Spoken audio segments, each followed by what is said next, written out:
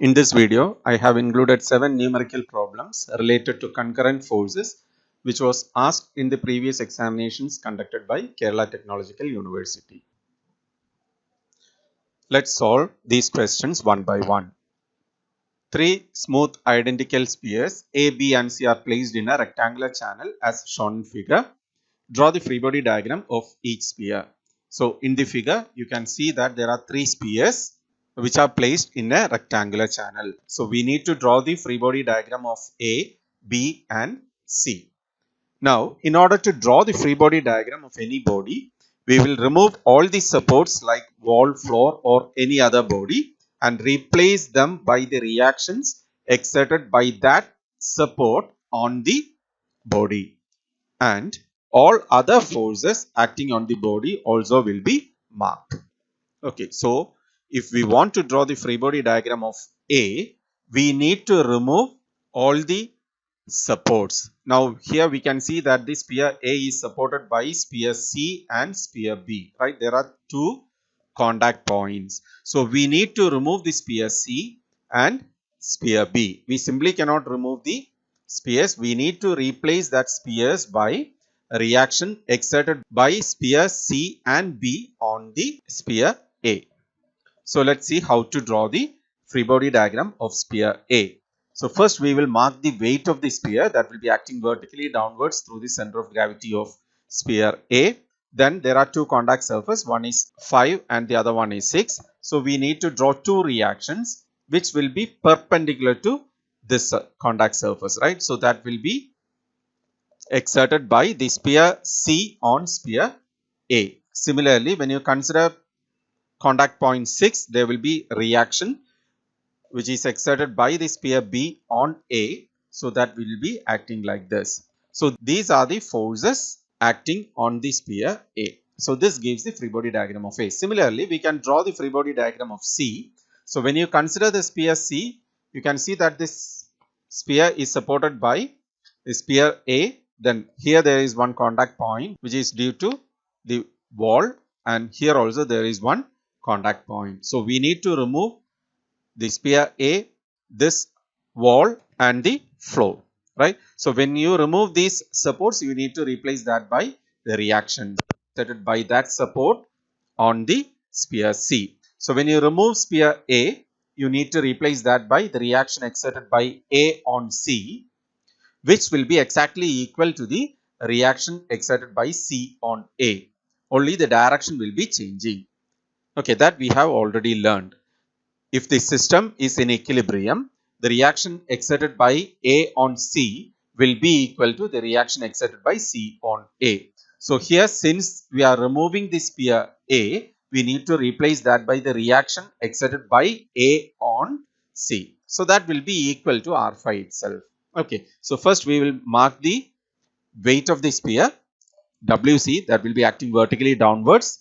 Then here there is one contact point. So when you remove the flow, you need to replace that by the reaction exerted by floor on the sphere C. So that will be perpendicular to this surface. Okay. So R3 is the reaction exerted by the floor on the sphere C. Now the next one is contact point at 4. So here we will remove the wall and replace that by the reaction exerted by wall on the sphere. So that will be perpendicular to the surface. So that is denoted by R4 here. Now there is one more contact point, that is contact point at 5, right? So we will remove the sphere A and replace that by the reaction exerted by A on C, which is marked here as R5. So these are the forces acting on the sphere C. This gives the free body diagram of sphere C. Now let us draw the free body diagram of the last sphere, that is sphere B. So here also we will mark the weight first, that will be acting vertically downwards through the center of gravity, WB. Then we know that the sphere is supported by the sphere A, this wall and the floor, right? So we will remove all these supports and replace them by the reactions exerted by the support on the sphere B. Okay, so first let us consider contact point 2. So we will remove the floor and replace that by reactions exerted by the floor on the sphere. So that is marked here as R2.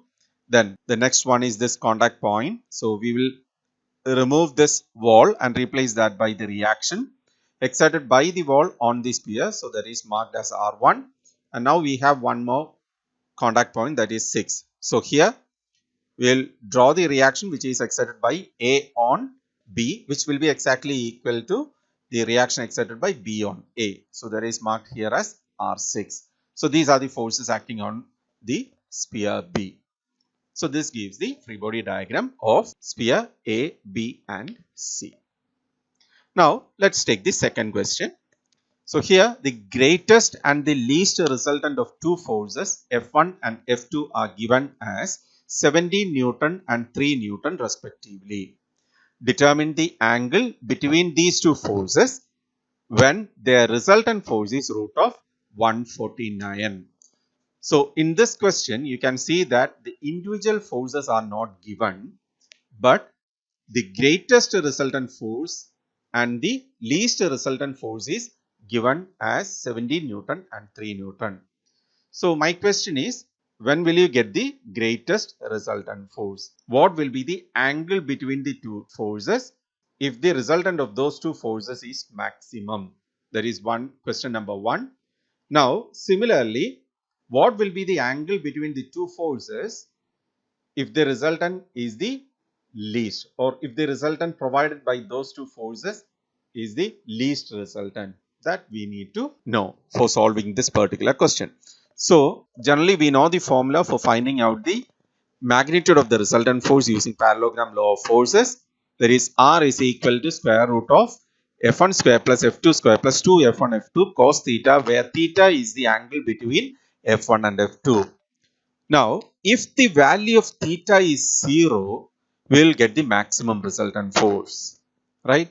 So, the resultant force will be maximum when the angle between the two forces is 0. So, when you substitute that value in this equation, you will get R is equal to F1 plus F2, which is given as 17 Newton. This is the maximum resultant force. Similarly, when theta is equal to 180 degree, you will get the minimum resultant force. So again, you can substitute this in our general equation to get the minimum resultant force, that is R is equal to F1 minus F2, which is also given as 3 Newton. So here we have two equations with two unknowns.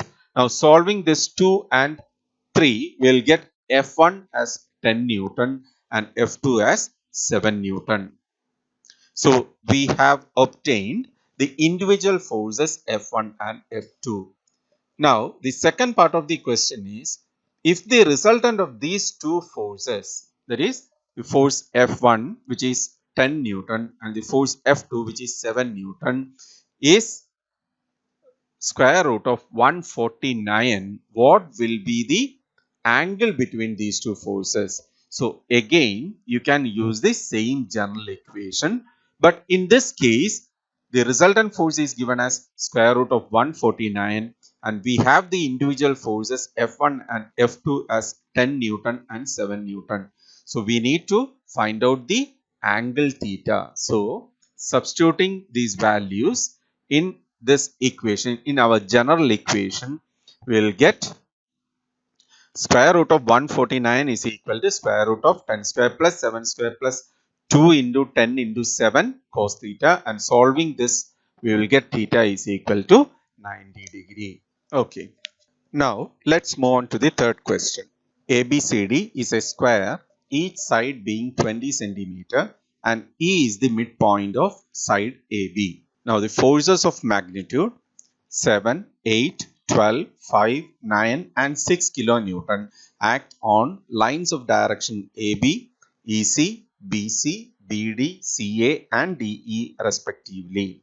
Find the magnitude and direction of the resultant force. So in order to solve this problem, we will first draw the square of side 20 centimeters.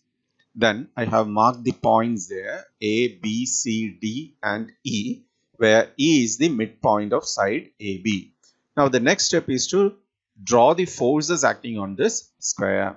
So here the first force is acting along the line AB or along the side AB. So first we will draw 7 kilonewton force. So that is acting along AB.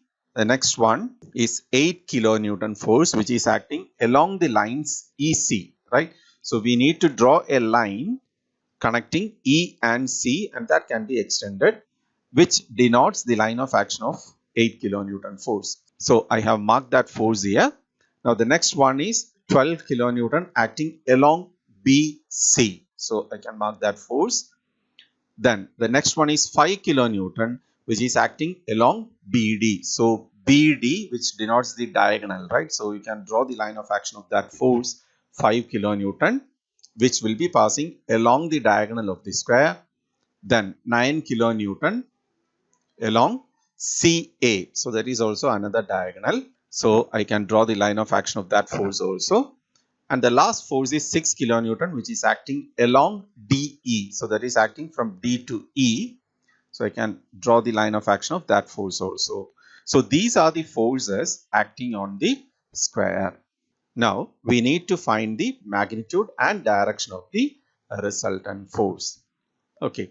So here we have a horizontal force, a vertical force, and all the other forces are inclined forces.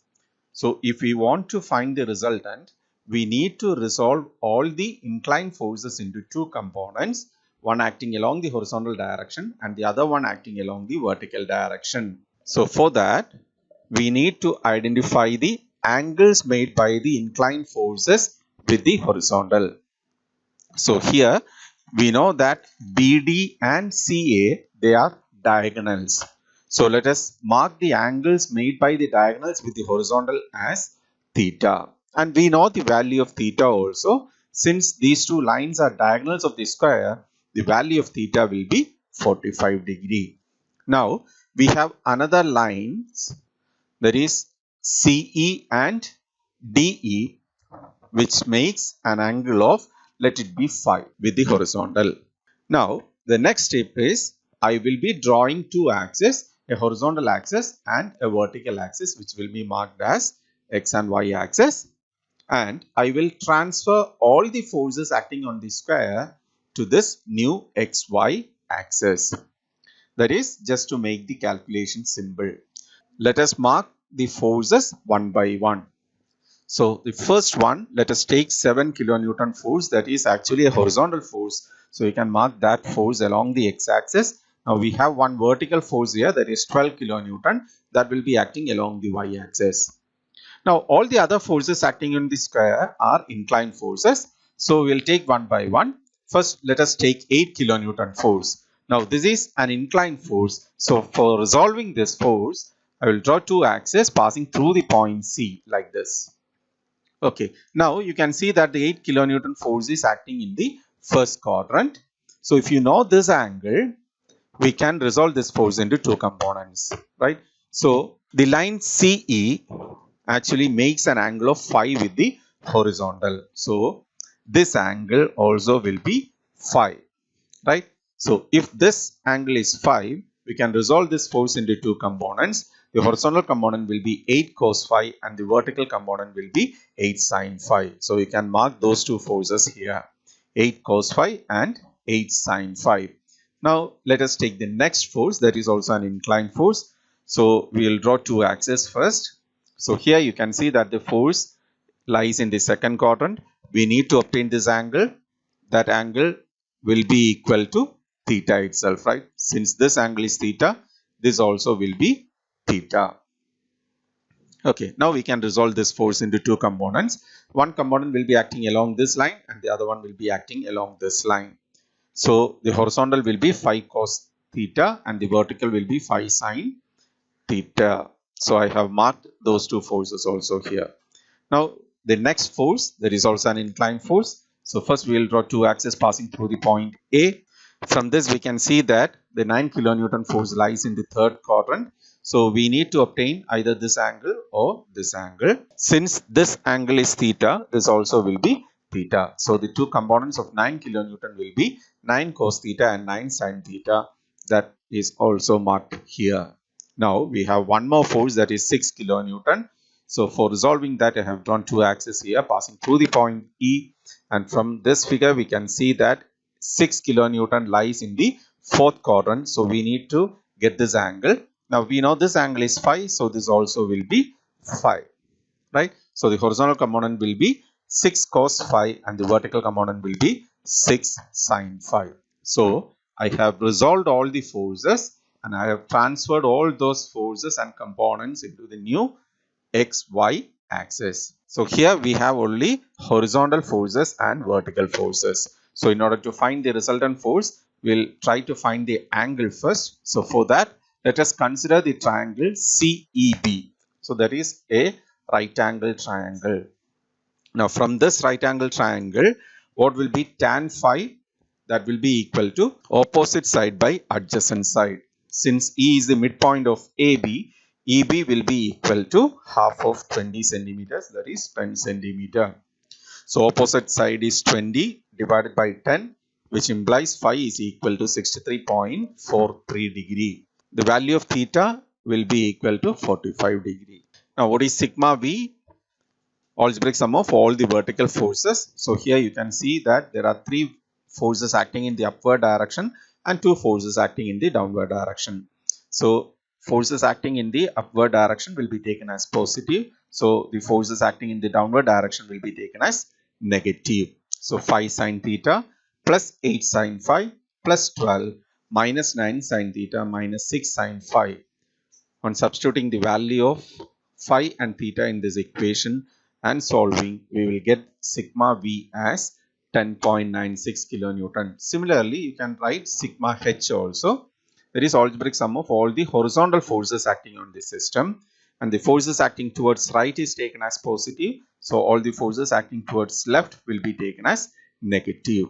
So 6 cos phi plus 8 cos phi plus 7 minus 9 cos theta minus 5 cos theta, and solving this equation we will get sigma h as 3.36 kilonewton. So once we get the values of sigma v and sigma h, we can find out the resultant using the formula square root of sigma v square plus sigma h square, which will be equal to square root of 10.96 square plus 3.36 square, which will be equal to 11.46 kilonewton. Now, in order to find out the direction of the resultant force, we can use the formula tan alpha is equal to modulus of sigma v by sigma h, and from that we can find out the value of alpha, which will be equal to tan inverse of modulus of sigma v by sigma h, which will be equal to tan inverse of 10.96 divided by 3.36, and on solving that one, we will get the value of alpha as 72.96 degree. Now here, since sigma v and sigma h are positive, the resultant force lies in the first quadrant, and alpha will be the angle made by that resultant force with the positive x-axis. So you can write that also here, 72.96 degree with respect to the positive x-axis, and the resultant lies in the first quadrant. Okay, hope that this is clear. Now let's solve the fourth question. So here we need to determine the magnitude and direction of the resultant of forces acting on a ring as shown in figure. So in the figure you can see there are so many inclined forces and 1 horizontal forces.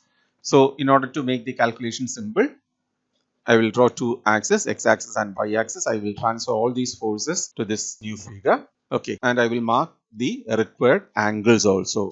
So let's do that. So we have 20 kilonewton force here, then 25 kilonewton, which makes an angle of 70 degree. Okay, now this 70 kilonewton force makes an angle of 70 degree with the negative x-axis, right? So this angle is 70, or see this angle will be 70. So what will be this angle? 90 minus 70, that is 20. So I have marked 20 degree here. So 70 kilonewton force makes an angle of 20 degree with the vertical y-axis. Then 30 kilonewton, that makes an angle of 20 degree with x-axis, and 40 kilonewton, which makes an angle of 40 degree with negative x-axis. Now I have drawn new xy axis, and I will resolve all the inclined forces into 2 components and will transfer those forces into new xy axis. Okay, so here 20 kilonewton force, then can resolve this force into 2 components. So there will be 25 cos 70 along the positive x-axis and 25 sin 70 along the positive y-axis. Then you can resolve this 70 kilonewton force into 2 components. Since that force lies in the second quadrant, we'll have one component here and the other component here. Okay, so in this case, this component, this vertical component of 70 kilonewton will be 70 cos 20. So that is marked here. And the horizontal component will be 70 sin 20. Then the next one is 30 kilonewton. You can resolve that into two components. So you will have 30 cos 20 here and 30 sin 20. Then one more force is there. That is 40 kilonewton. On resolving that force, we will get 40 cos 40 along the negative x-axis and 40 sin 40 along the negative y direction. Now you can write sigma v, which will be equal to, these three forces are acting in the upward direction, so that is taken as positive, and 40 sin 40 is acting in the downward direction, so that is taken as negative. So on solving that, we will get 73.82 kilonewton as the algebraic sum of all the vertical forces. Similarly, you can find out sigma h, which will be equal to, you can see 20 kilonewton force and 25 cos 70 acting towards right, so that is taken as positive, and the other three forces 70 sin 20, 30 cos 20 and 40 cos 40 are taken as negative. On solving that, we will get the value as minus 54.22 kilonewton. So how will you find out the magnitude of the resultant force? That is, R is equal to square root of sigma v square plus sigma h square, which will be equal to square root of 73.82 square plus minus 54.22 the whole square. So that will be equal to 91.6 kilonewton. Now we need to find out the direction. That can be obtained using the formula alpha is equal to tan inverse of modulus sigma v by sigma h, which is equal to 53.7 degree. Now in this case, sigma v is positive, vertical component is positive, and sigma h is negative. So that means the resultant force will be lying on the second quadrant, and alpha will be the angle made by that resultant force with the negative x-axis, with this axis, right? So we can write that also, 53.7 degree with respect to negative x-axis, and the resultant force lies in the second quadrant. Clear? Okay. Now let's move on to the fifth question. Two smooth circular cylinders, each of weight 100 Newton and radius 15 centimeters, are connected at their centers by a string AB of length 40 centimeter and rest upon a horizontal plane as shown in figure. The cylinder above them has a weight of 200 Newton and radius of 15 centimeter. Find the force in the string AB and the pressure produced in the floor at the points of contact D and E. So here in the figure, we can see three cylinders are arranged or placed in such a way that two cylinders rest on the horizontal surface and the third cylinder rests on top of these two cylinders. Now the bottom cylinders A and B are connected together with the help of a string, and here we are asked to find out the force which is developed on the string AB as well as the reaction exerted by the floor at point D and E.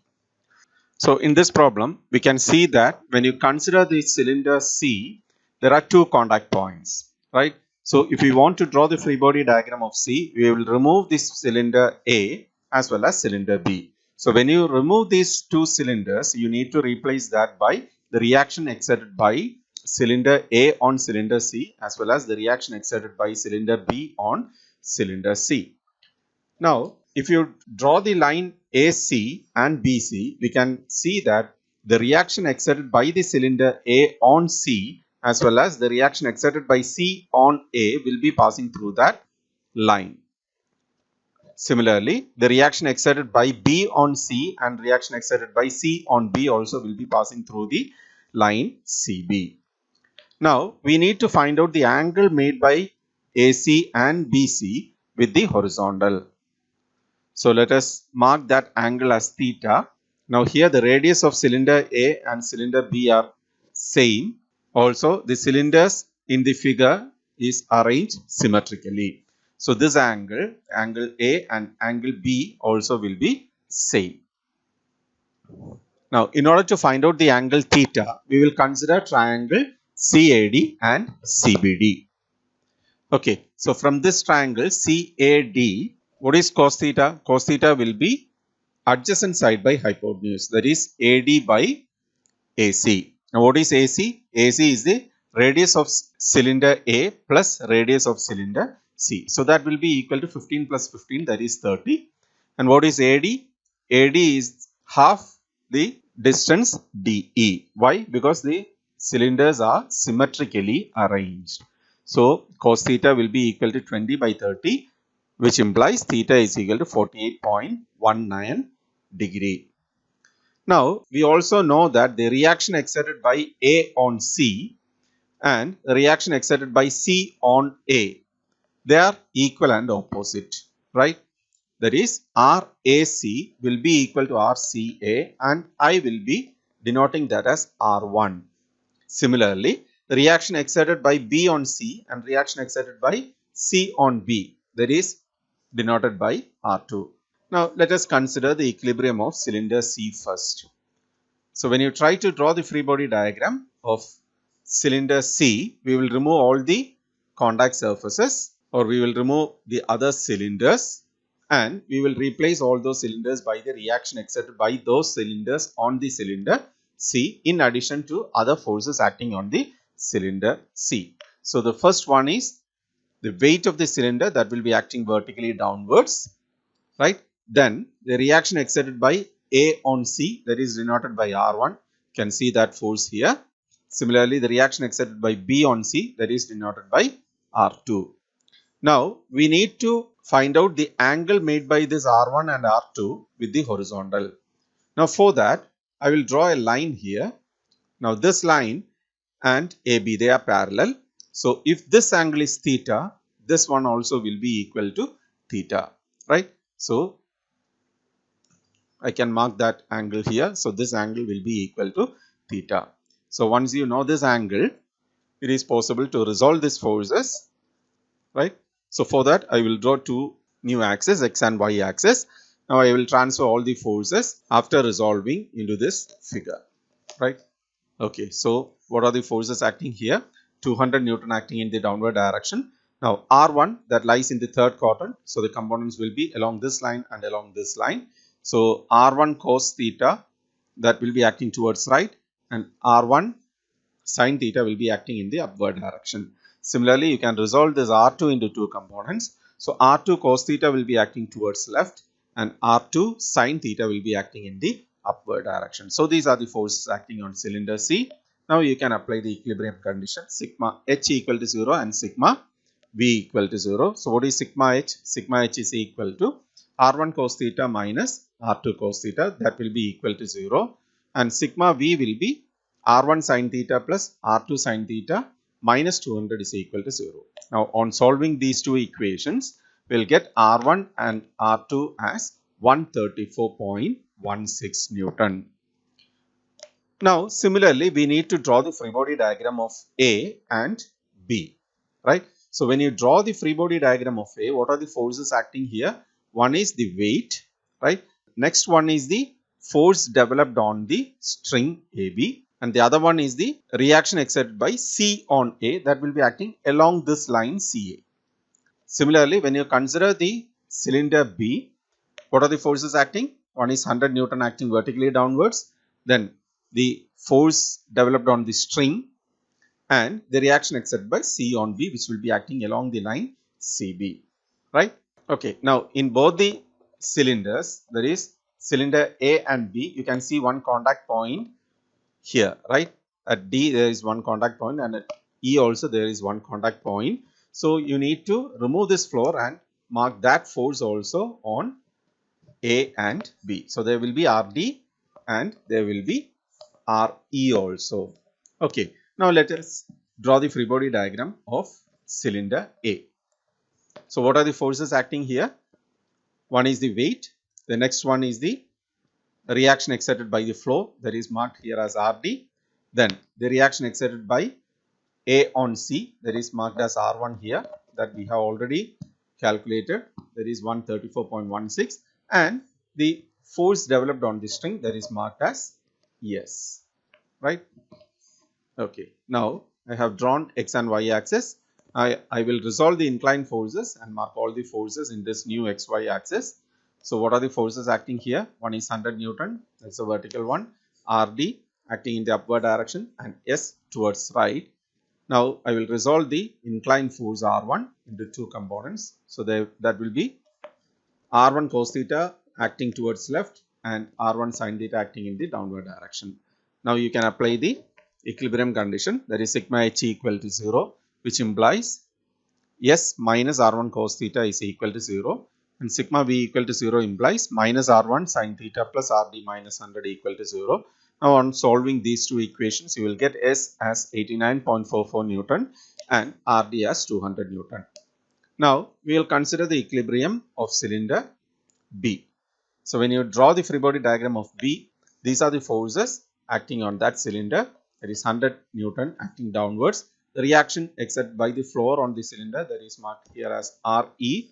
Then the tension or the force developed on the string and the reaction exerted by A on B, that is denoted by R2, which will be equal to 134.16. So here also for applying the equilibrium conditions, I have drawn X and Y axis. Then I have transferred all the forces from the figure to the new XY axis. So you can see 100 Newton, R2 sin theta and RE acting along the Y axis and R2 cos theta and S acting along the X direction. When you apply the equilibrium condition, that is sigma V equal to 0, we get RE minus R2 sin 48.19 minus 100 equal to 0. And on solving this equation, you will get RE is equal to 200. Now, because of the symmetrical arrangement of these cylinders, the reaction at E will be same as that at B. Okay, I hope this is clear. Now we will move on to the next question. So question number 6. Two cylinders of weights 400 Newton and 200 Newton with radius 2 meters and 1 meter rest in a horizontal channel having vertical walls and base having a width of 5.6 meters as shown in figure. Find the reactions at A, B and D. So here also, first we will draw the free body diagram of both the cylinders. In order to draw the free body diagram, first we will draw a line connecting the centers of these two spheres. That is, we will draw a line connecting O1 and O2 because the reaction exerted by the cylinder O2 on cylinder O1 and the reaction exerted by the cylinder O1 on cylinder O2 will be acting along that line. I have drawn that line. Now, the angle made by the line O1 O2 with the horizontal is also to be calculated. So I have marked the angle as theta. Now, considering this triangle O1 O2E, we will try to find out the value of theta. So for that, we know the distance O1 O2, that is radius of the bigger circle plus radius of the smaller circle. So O1 O2 will be equal to 2 meters plus 1 meter, that is 3 meter. Then we know this distance, right? O1A, that is the radius of the bigger circle. And we know this distance also, O2 into D, that is the radius of the smaller circle. So how will you find out O1E? O1E will be the total width minus this distance, right? So you can calculate O1E, which will be equal to 5.6 minus AO1 minus DO2. So that will be equal to 2.6 meters. So we know this distance now and we know the hypotenuse also. So from the triangle O1 O2E, what is cos theta? Cos theta will be adjacent side by hypotenuse. So O1E divided by O1 O2.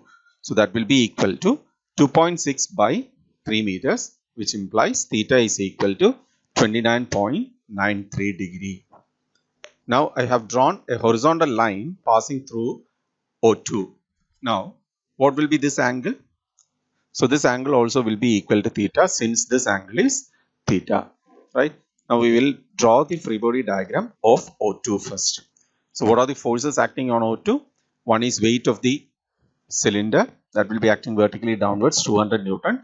Then the reaction exerted by the wall on the cylinder, that is marked here, that is RD, and the reaction exerted by O1 on O2, that is marked as RC. Now we know this angle, that is theta. So the angle made by RC with the horizontal also will be equal to theta. So I have marked that one. Now we have a vertical force, a horizontal force and an inclined force. For solving the problem, we will resolve the inclined forces into two components, a horizontal and vertical, and then we will apply the equilibrium conditions. For that, I have drawn x-axis and y-axis and I have transferred the horizontal and vertical forces here. Now, when you resolve this force RC, there will be two components. One will be RC cos theta acting towards right, and the other one will be RC sin theta, which will be acting in the upward direction. So these are the forces acting on the sphere O2. Now we'll draw the free body diagram of the biggest cylinder. Now what are the forces here? One is weight. Weight will be acting vertically downwards, right? Then the reaction exerted by the floor on the sphere, that is marked here, that is RB. Then the reaction exerted by the wall on the sphere, that is marked here as RA. And the reaction exerted by O2 on O1, that is marked as RC. So here also I have drawn two axes. You can see that RC lies in the first quadrant. If you know this angle, we can resolve that force. So that angle will be theta, that I have already marked here, right? So these are the forces acting in the vertical direction and the horizontal direction when you consider the cylinder O1. Okay, now we will apply the equilibrium conditions.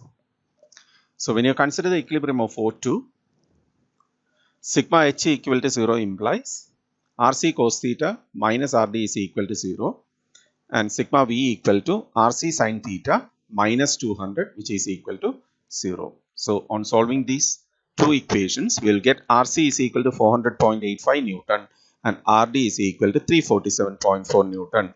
Now when you consider the equilibrium of O1, sigma H equal to 0 implies minus RC cos theta plus RA is equal to 0, and sigma V equal to 0 implies minus RC sin theta minus 400 plus RB is equal to 0. So on solving these two equations, we will get RA is equal to 347.4 Newton and RB is equal to 600 Newton.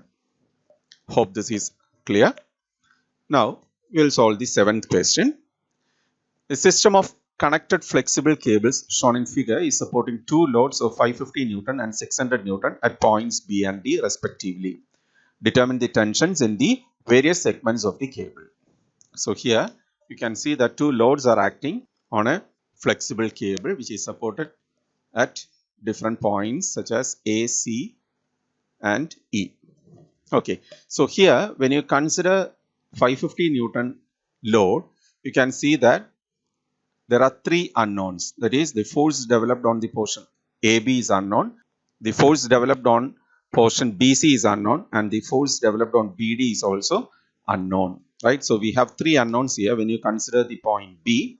But at the same time, when you consider the point D, you can see there are only two unknowns. That is, the force along DE and force along DB. So these two are unknown. Since the point D has minimum number of unknowns when compared with the point B, we will consider the equilibrium of D first. Okay, so in order to consider that point, we need to obtain the angles made by these segments with the horizontal or vertical lines. So what will be this angle? The angle made by DE with the horizontal. Since this is 45 degree and here you will get 90 degree, so this also will be 45 degree. When you consider this right angle triangle, this is 60 and here you will get 90. So what will be this angle? That will be 30 degree, right? Okay. So when you draw the free body diagram, you can see at D there will be three forces. One is 600 Newton acting vertically downwards. Now the force developed on this segment of the cable, that is marked here as TDE, which makes an angle of 45 degrees, and the force developed on the segment BD, that is marked as TDB, which makes an angle of 30 degrees with horizontal. Now here you can see that there are three forces acting at point D. All the forces are acting away from the point, right? So here you can apply the Lami's theorem. So considering the equilibrium of point D and applying the Lami's theorem, we can say TDB divided by sine of this angle, right? Sine of 90 plus 45 degree will be equal to TDE divided by sine of this angle. So that will be sine of 90 plus 30 degree, which is again equal to 600 divided by this angle. That can be obtained by subtracting 30 plus 45 from 180 degree. So it will be 600 by sine 180 minus 30 plus 45 degree. Now on solving this equation, we will get TDE dB as 439.2 Newton and TDE as 537.9 Newton. Now when you consider the equilibrium of B, we can see that there are three unknown forces starting from the point B. So 550 Newton will be acting vertically downwards. Then the force acting along the section DB, that is marked as TBD, which we have already found out, right? What is that value? That is obtained here as 439.2 Newton. So this is actually now a non-force, right? Now the force developed on the segment BC, that is marked here as TBC, which makes an angle of 30 degrees with the vertical, and we have one more force that is developed along the line AB. So that is marked here as TBA. Now here you cannot apply Lami's theorem since there are more than 3 forces, right?